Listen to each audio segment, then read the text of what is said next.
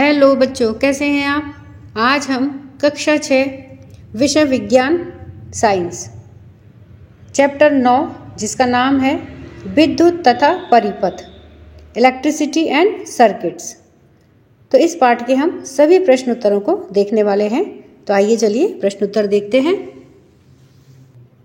पाठ्य पुस्तक के प्रश्न 1, रिक्त स्थानों की पूर्ति कीजिए। तो यहाँ पर देखिए रिक्त स्थान दिए गए हैं, तो पहले हमें इन वाक्यों को पढ़ना है और जो उचित रिक्त स्थान आएगा वो यहाँ पर शब्द भर के इन रिक्त स्थानों की हमें पूर्ति करनी है। तो आइए इन्हें देखते हैं। तो देखिए ये 2 रिक्त स्थान हैं, तो इनमें हमें उचित शब्द भर करके इनकी पूर्ति करनी है। तो इन्हें देखते हैं। एक युक्ति जो परिपथ को तोड़ने के लिए उपयोग की जाती है, परिपथ को तोड़ने के लिए, तो वह क्या कहलाती है। तो यहाँ पर देखिए रिक्त स्थान में क्या आएगा, स्विच। क्या कहलाती है वह, स्विच, जो परिपथ को तोड़ने के काम में आती है। ख है, एक विद्युत शैल में टर्मिनल होते हैं। कितने होते हैं। तो यहाँ पर देखिए रिक्त स्थान में क्या आएगा, 2। एक सेल में 2 टर्मिनल होते हैं।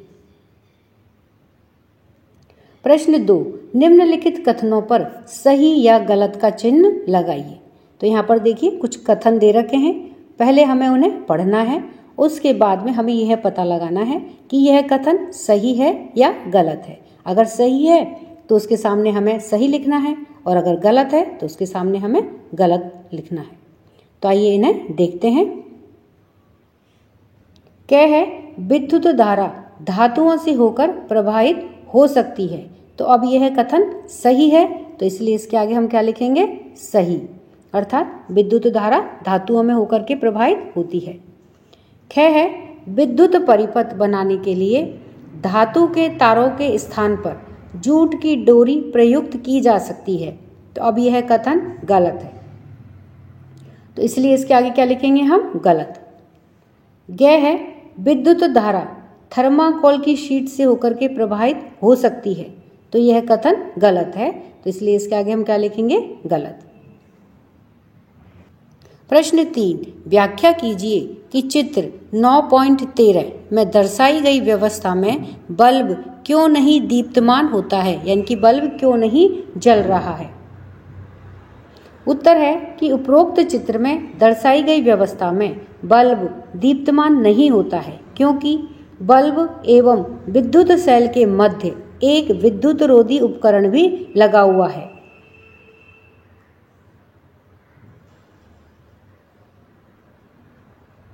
देखिए ये विद्युत रोधी उपकरण इसमें लगा हुआ है, जिसके कारण से विद्युत परिपथ पूरा नहीं हो पाता है और विद्युत धारा प्रवाहित नहीं हो पाती है।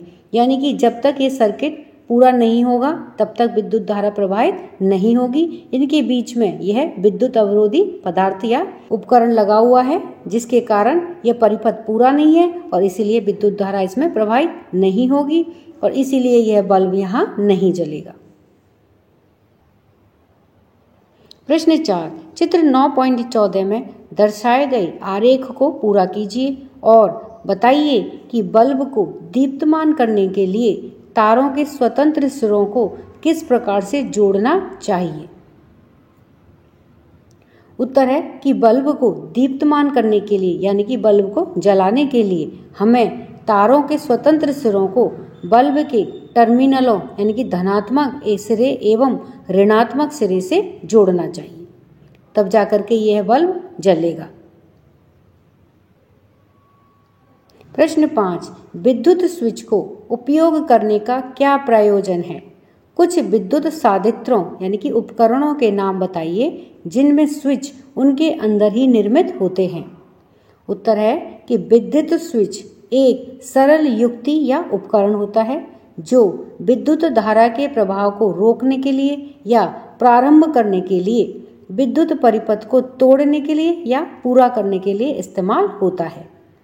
फ्रिज, कूलर, स्वचालित आयरन, सैंडविच मेकर, माइक्रोवेव आदि कुछ ऐसे विद्युत उपकरण या साधित्र होते हैं जिनमें स्विच उनके अंदर ही निर्मित होते हैं। प्रश्न 6, ऊपर दिए गए प्रश्न 4 में दर्शाए गए चित्र 9.14 में सुरक्षा पिन की जगह यदि रबड़ लगा दें तो क्या बल्ब दीप्तमान होगा, यानी कि क्या बल्ब जलेगा? तो उत्तर है कि चित्र में सुरक्षा पिन की जगह रबड़ लगा देने पर बल्ब दीप्तमान नहीं होगा, बल्ब नहीं जलेगा, क्योंकि रबड़ विद्युत रोधी पदार्थ होता है। इस कारण से इसमें से विद्युत का प्रवाह नहीं हो पाता है, क्योंकि विद्युत रोधी जो पदार्थ होते हैं वो अपने आप में से विद्युत को प्रवाह नहीं करने देते हैं, वो उसे अलाउ नहीं करते हैं। इसलिए इसमें जब विद्युत का प्रवाह नहीं होगा तो बल्ब भी नहीं जलेगा। प्रश्न 7, क्या नीचे दिखाए गए परिपथ में बल्ब दीप्तमान होगा? तो यहाँ पर देखिए सामने चित्र दिखाया गया है और इसमें हमें ये बताया है, पूछ रहा है कि ये परिपथ पूरा है तो क्या अब बल्ब जल सकता है, बल्ब दीप्तमान होगा? तो उत्तर है नहीं, क्योंकि परिपथ अपूर्ण है। इसमें बल्ब के एक ही टर्मिनल पर धातु का तार लगा हुआ है, दूसरे सिरे पर नहीं, इसीलिए विद्युत का प्रवाह नहीं हो पाएगा, और जब विद्युत का प्रवाह नहीं हो पाएगा तो बल्ब भी नहीं जलेगा। प्रश्न 8, किसी वस्तु के साथ चालक परिक्षेत्र का उपयोग करके यह देखा गया कि बल्ब दीप्तमान होता है।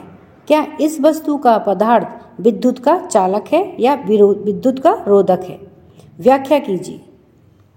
उत्तर है इस वस्तु का पदार्थ विद्युत का चालक है, क्योंकि विद्युत केवल विद्युत चालक पदार्थों में से ही प्रवाहित हो सकती है। इसके विपरीत विद्युत रोधक जो पदार्थ होते हैं वे विद्युत धारा को अपने अंदर से प्रवाहित नहीं होने देते हैं, इसीलिए उन्हें क्या कहते हैं? विद्युत रोधक। अगर वस्तु का पदार्थ विद्युत रोधक होता तो बल्ब दीप्तमान नहीं होता, परंतु बल्ब दीप्तमान हो रहा है, इसलिए वस्तु का पदार्थ विद्युत का चालक है। प्रश्न 9, आपके घर में ही स्विच की मरम्मत करते समय विद्युत का मिस्त्री रबड़ के दस्ताने क्यों पहनता है? व्याख्या कीजिए। उत्तर है विद्युत स्विच की मरम्मत करते समय विद्युत मिस्त्री रबड़ के दस्ताने पहनते हैं, क्योंकि रबड़ विद्युत का कुचालक होता है, यानी कि विद्युत का रोधी होता है। वह अपने आप में से विद्युत को प्रवाहित नहीं होने देता है, इसलिए इस कारण से यह विद्युत मिस्त्री को विद्युत के झटकों से बचाते हैं। प्रश्न 10, विद्युत मिस्त्री के द्वारा उपयोग किए जाने वाले औजार जैसे पेचकस और प्लायर्स के हाथों पर प्लास्टिक या रबड़ के आवरण चढ़े होते हैं। क्या आप इसका कारण समझा सकते हैं? उत्तर है चूंकि प्लास्टिक और रबड़ दोनों ही पदार्थ विद्युत रोधक होते हैं, इसलिए विद्युत मिस्त्री के द्वारा उपयोग किए जाने वाले औजारों पर इनके आवरण चढ़े होते हैं। इनके आवरण के कारण विद्युत का झटका या फिर करंट उन्हें नहीं लगता है। तो इस तरह से हमने इस पाठ के सभी अभ्यास कार्य को देखा है। वीडियो पसंद आने पर वीडियो को लाइक करें, शेयर करें। चैनल पर नए हैं तो सब्सक्राइब करना ना भूलें। मिलते हैं नए वीडियो में। इसी के साथ धन्यवाद।